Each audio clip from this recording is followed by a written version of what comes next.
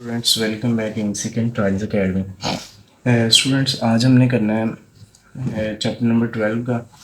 हमने last lecture में पढ़ा था ओब्लिक ट्राइंगल्स, ओब्लिक्यू ट्राइंगल्स और उसका इनके सोल्यूशन कैसे फाइंड करते हैं। तो मेथड की बात की थी हमने, लॉ ऑफ साइन, कोसाइन की, लॉ ऑफ साइन की, लॉ ऑफ टेंजेंट की और हाफ एंगल्स की। ठीक है, तो लॉ ऑफ कोसाइन जो है वो हमारे पास यानी कि 3 किस्म के हैं। ठीक है, अगर तो हमने यानी कि अननोन साइड को फाइंड करना है तो ये 3 हमारे पास लॉ हैं। नंबर 1 ए के लिए, साइड ए के लिए, नंबर 2 साइड बी के लिए और नंबर 3 आपके पास साइड सी के लिए। अब देखिए इसमें कितनी चीज़ें हैं, 1 2 3 और उसके बाद एक एंगल है, 4 चीज़ें हैं। तो इट मीन्स कि अगर हमारे पास 3 यानी कि गिवन चीज़ें होंगी तो देन हम यानी कि एक फाइंड जो है वो कर सकते हैं। और फॉर एग्ज़ाम्पल ए साइड हमने फाइंड करनी है तो हमारे पास बी भी होनी चाहिए, सी भी होनी चाहिए और एंगल अल्फ़ा भी होना चाहिए, तो देन हम बी साइड निकाल सकते हैं। इसी तरह सेकंड में भी देख लें, b square is equal to c square plus a square minus 2ac cos beta, यानी कि देख लें जो साइड आपने निकालनी है, जो लेफ़्ट साइड पे साइड है वही आपके पास राइट साइड पे एंगल होगा, और जो आपके पास लेफ़्ट साइड पे एंगल साइड है, राइट साइड पे उसके ऑपोजिट 2 साइड यानी कि आपके पास उनका सम और स्क्वायर मौजूद होगा। सी वाला देख लें, थर्ड वाला फार्मूला, तो सी स्क्वायर है तो यहाँ पे राइट साइड पे A square plus B square minus 2ab cos gamma है। ठीक है, अगर यहाँ पे साइड आपके पास यानी कि सी है तो राइट साइड पे आपके पास जो एंगल है उसका यानी कि ऑपोजिट एंगल है गैमा आपके पास। तो यानी कि अगर हमने एंगल फाइंड करना हो कि यानी कि साइडें हमें तीनों गिवन हो, ए भी हो, बी भी हो और सी भी हो, तो देन हम यानी कि अल्फ़ा यानी कि एंगल कैसे निकाल सकते हैं। तो हम ये वाला फार्मूला जो है इसको यानी कि सिंप्लीफाई कर सकते हैं। ठीक है, सिंप्लीफाई मैं करके दिखा देता हूँ आपको एक आध, तो देन आपको समझ लग जाएगी इस सीक्वेंस की कि आप यानी कि इसको यानी कि एंगल फाइंड करने के लिए भी यूज़ कर सकते हैं। तो देखें जी, मैंने जस्ट इसमें ये क्या करना है कि ये वाला जो -2bc है कॉज अल्फ़ा, इसको मैंने लेफ़्ट साइड पे शिफ्ट कर देना है, तो ये प्लस के bc कॉज अल्फ़ा हो जाएंगे इज़ इक्वल टू, अब ये जो a है साइड, ए स्क्वेयर साइड है, इसको मैंने राइट साइड पे शिफ्ट करवा देना है, तो ये माइनस का हो जाएगा आपके पास। अब उसके बाद हमने निकालना है एंगल, तो हमें ये 2bc नहीं चाहिए, तो cos alpha is equal to b square plus c square minus a square जो है ओवर जो 2bc हो जाएगा, यानी कि 2bc मल्टीप्लाई हो रहा है कॉज के साथ, तो इधर आके डिवाइड हो जाएगा आपके पास। तो इस सीक्वेंस के हिसाब से यानी कि आपके पास यानी कि एंगल भी आप फाइंड कर सकते हैं, ऐसे ही कोस बीटा निकाल सकते हैं। ठीक है, ऐसे ही आप कोस अल्फ़ा यानी कि गैमा निकाल सकते हैं। ठीक है, यानी कि शर्त ये है कि आपके पास यानी कि साइडें तीनों होनी चाहिए, तो देन आप एंगल निकाल सकते हैं। अदरवाइज़ अगर आपने साइड यानी कि एक निकालनी हो और 2 साइडों की वैल्यूज़ आपके पास हों तो देन आप ये तीनों यूज़ कर सकते हैं। ठीक है, और एंगल के लिए ये वाली चीज़ें यानी कि आपके पास इसकी सीक्वेंस भी देख लें कि अगर आपके पास कोस अल्फ़ा है ना लॉ ऑफ कोसाइन में, तो माइनस में आपके पास ए स्क्वायर है। ठीक है, तो और बी सी यानी कि ए के और ए के अलावा ए के यानी कि एंगल ए है, तो मतलब कि इसकी जो साइड है एंगल अल्फ़ा है तो इसकी साइड जो है वो ए है। ठीक है, इसी तरह यानी कि बाकी जो 2 साइडें होंगी ए के अलावा बी और सी का स्क्वायर होगा, और वही नीचे जो है डिवाइड हो रही होंगी और 2 उसके साथ होगा। तो इस सीक्वेंस के हिसाब से आप थोड़ा सा इसको याद रख सकते हैं। अगर कॉस बीटा है तो यहाँ पे माइनस बीटा स्क्वायर आएगा, अगर गैमा है तो सी स्क्वायर आएगा, और नीचे इसी तरह यानी कि ए बी का स्क्वायर ही आएगा और प्लस में आएगा, और नीचे यानी कि ए बी डिवाइड में आ जाएगा। ये था लॉ ऑफ साइन। अब है हमारे पास कोसाइन, अब है हमारे पास लॉ ऑफ साइन। तो लॉ ऑफ साइन है A over sine alpha, B over sine beta और is equal to C over sine gamma. तो ये तीनों का रिलेशन है आपस में, हम इनको इनके डिवाइड भी कर सकते हैं, ए को बी के साथ भी मिला सकते हैं, उसके साथ हम यानी कि ये वाला रिलेशन भी यानी कि इसको इसके साथ मिला सकते हैं। ठीक है, तो ये रिलेशन बन जाएगा, और उसके बाद हम इसको इसके साथ भी मिला सकते हैं। तो ये 3 रिलेशन हमारे पास यानी कि बन सकते हैं, पॉसिबल रिलेशन जो है। ठीक है, इसमें से हम यानी कि साइड में इन्वॉल्व हैं, एंगल भी इन्वॉल्व हैं, आप जैसे कि देख सकते हैं। ठीक है, तो जो हमें चीज़ यानी कि उसने गिवन दी होगी उसके मुताबिक हम यानी कि इसको यूज़ कर सकते हैं। ठीक है, तो अगर हमारे पास यानी कि 4 चीज़ें हैं, इसमें भी 1 2 3 4 चीज़ें, अगर जस्ट लाइक मैं ये वाला यूज़ करता हूँ फार्मूला, 4 चीज़ें हैं, तो इसमें ज़रूरी है कि अगर मैंने ए फाइंड करना है ना, तो ज़रूरी है कि भाई बी भी मेरे पास होना चाहिए, ज़रूरी है मेरे पास अल्फ़ा एंगल भी होना चाहिए, ज़रूरी है कि मेरे पास एंगल बीटा जो है वो भी मौजूद होना चाहिए, यानी कि दो एंगल और एक साइड मौजूद हो तो देन मैं यानी कि लॉ ऑफ साइन यूज़ कर सकता हूँ, ठीक है।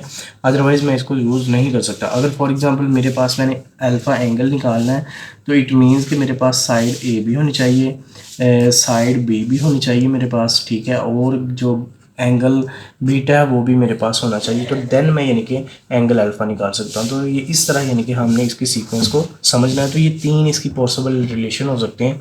जो मेनली इसका रिलेशन है वो ये वाला है, तो ये आसान है सबसे, यानी कि A over sine alpha, B over sine beta, C over sine gamma, ठीक है, कि यानी कि उसी साइड का अपोजिट एंगल यानी कि ये साथ आ रहा है जी। थर्ड पे देखें students, the law of tangent है, यानी कि इसका थर्ड वाला सोल्यूशन है यानी कि ऑब्लिक्यू ट्राइंगल्स को सॉल्व करने का। तो देखें जी, ये थोड़ा सा डिफ़िकल्ट कह सकते हैं या थोड़ा सा लेंथी कह सकते हैं फार्मूला, ठीक है आसान, यानी कि इन सब में कोई ना कोई सीक्वेंस पाया जाता है जिसकी वजह से हम आसानी से इसको याद कर सकते हैं। अगर लॉ ऑफ टेंजेंट की फर्स्ट वाले की बात की जाए तो यहाँ पे ए माइनस बी है ओवर ए प्लस बी है, यानी कि दो साइडें हैं उनका यानी कि ऊपर डिफरेंस है और नीचे उनका साम है।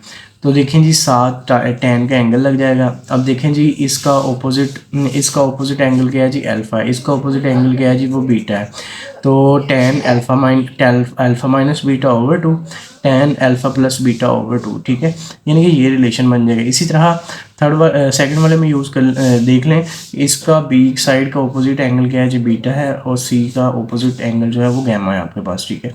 तो इनका डिफरेंस है दोनों साइडों का बी और सी का, और यहाँ पे सामने तो ऊपर भी देख लें राइट साइड पे कि tan बीटा माइनस गैमा ये डिफरेंस ओवर 2 है और यहाँ पे सम ओवर 2 है, यानी कि दोनों के साथ tan लग जाएगा, और इसी तरह यानी कि इसका थर्ड वाला फार्मूला है।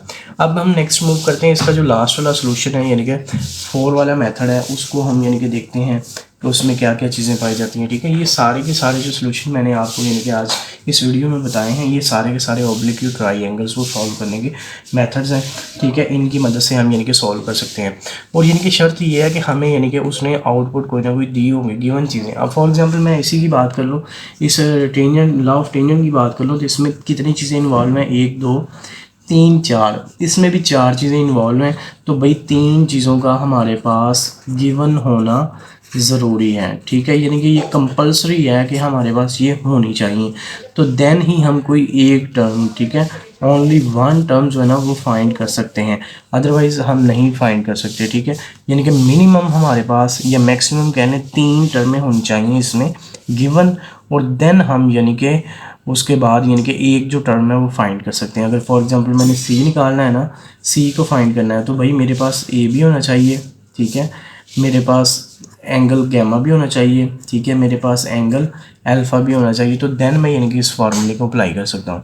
अब हमारे पास हाफ एंगल फार्मूलाज, अब इसमें यानी कि 3 तरह की कैटेगरीज पाई जाती हैं।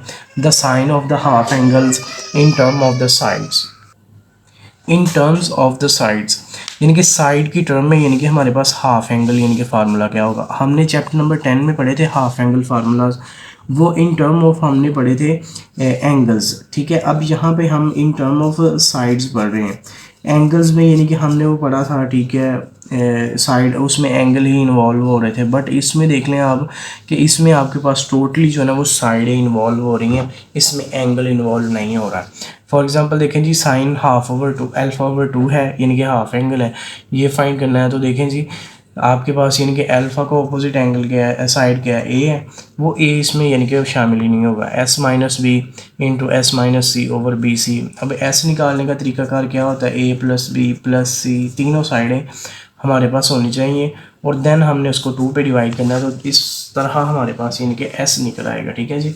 अब ये एस निकालने का मेथड है तो ये लाजमी है इसके लिए, एस को फाइंड करने के लिए। तो देख लें भाई आपके पास यानी कि ए भी होना चाहिए, बी भी होना चाहिए और सी भी होना चाहिए एस निकालने के लिए, ठीक है। तो इस तरह यानी कि हम यहाँ से एंगल अगर फाइंड करना हो ऑब्लिक्यू ट्राइंगल का, तो हमारे पास लाजमन शर्त ये है कि भाई हमारे पास तीनों साइडें का होना ज़रूरी है, ठीक है। तो ये इस तरह यानी कि बी और सी का यानी कि नीचे डिवाइड आ जाएगा, ठीक है, डिवीजन में आ जाएंगी।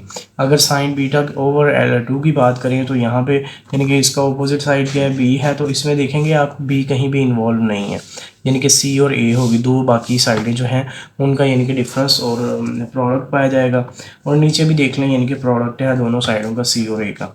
इसी तरह साइन गैमा ओवर टू का देख लें आप, s minus a into S minus B over a b, यानी कि इसकी अपोजिट साइड जो है वो आपके पास सी है, तो यहाँ पे सी इन्वॉल्व नज़र आता आपको कहीं पे नहीं मिलेगा। जी स्टूडेंट्स, नेक्स्ट है हमारे पास हाफ एंगल फार्मूला। ये बी वाली टर्म है, इनके सेकंड बात कर लेते हैं। The cosine of half the angle in term of the sides. अब ये आपके पास हाफ एंगल फार्मूला अगेन है कोसाइन में, ठीक है। अब इसमें इन्वॉल्व क्या हो रहा है, अब इसमें साइडें इन्वॉल्व हो रही हैं, इसमें एंगल की बात कतन नहीं की जाएगी, हमने यहाँ से एंगल ही फाइंड करना है। इनके ये जो हाफ एंगल फार्मूलाज हैं ये हमने सारे के सारे यूज़ करने हैं in case to find angle, ठीक है।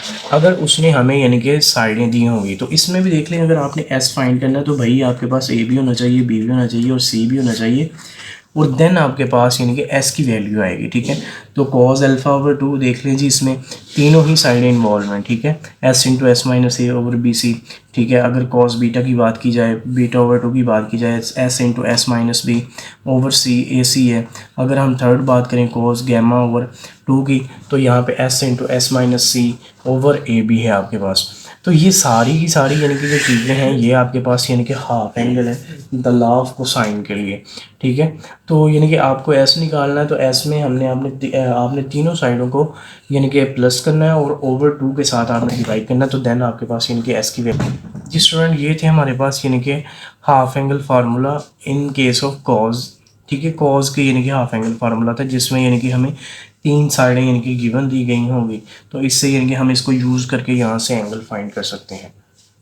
और नेक्स्ट बात है जी लास्ट वाला हमारे पास फार्मूला, इसमें the tangent of half the angle in term of the sides, यानी कि साइडों की टर्म में अगर साइडें आपको गिवन दी गई होंगी तो टेंजेंट लॉ जो है ना वो हाफ एंगल वो ये हमारे पास है टेन अल्फा ओवर टू, तो ये S minus B into S minus सी over S into S minus C है, ठीक है। इसी तरह एंगल बी है, तो आपके पास यानी कि ऊपर जो है ना वो बीटा यानी कि बी इसकी ऑपोजिट साइड जो है ना वो इन्वॉल्व नहीं नज़र आएगी, ठीक है। नीचे ही यानी कि उसका रिलेशन आएगा, ठीक है नज़र। तो एस निकालने का इसमें भी यही तरीक़ाकार है, ए प्लस बी प्लस सी जो है ओवर टू, इनको डिवाइड करेंगे, ऐड करके डिवाइड करेंगे तो देन आपके पास यानी कि हाफ एंगल एस आ जाएगा, ठीक है। तो नाजरीन यानी कि स्टूडेंट्स ये आपके पास यानी कि फार्मूलाज थे सम, ठीक है। यानी कि चैप्टर नंबर 12 एक्सरसाइज 12.4 जो है ना स्टार्ट करने से पहले अब ये सारी की सारी एक्सरसाइज के जो फार्मूलाज हैं ये हमने यानी कि 12.7 तक यानी कि ये सारी यूज़ करने हैं और मज़ीद बड़ा हम इसको यानी कि यूज़ भी करेंगे 12.8 में। तो ये सारे यूज़ होने वाले फार्मूलेज हैं, ये हमें यानी कि याद रखने पड़ेंगे। और फार्मूलों को याद करने का तरीक़ेकार बिल्कुल बेस्ट यही है कि आप लोगों ने क्वेश्चन को अच्छे तरीके से करना है, मैक्सिमम क्वेश्चन को करना है, तो आपको फार्मूला याद हो जाएंगे। उम्मीद करता हूँ कि आपको वीडियो अच्छी लगी होगी और मेरी वीडियो को लाइक करें, शेयर करें और कमेंट करें और मेरे चैनल को सब्सक्राइब करें।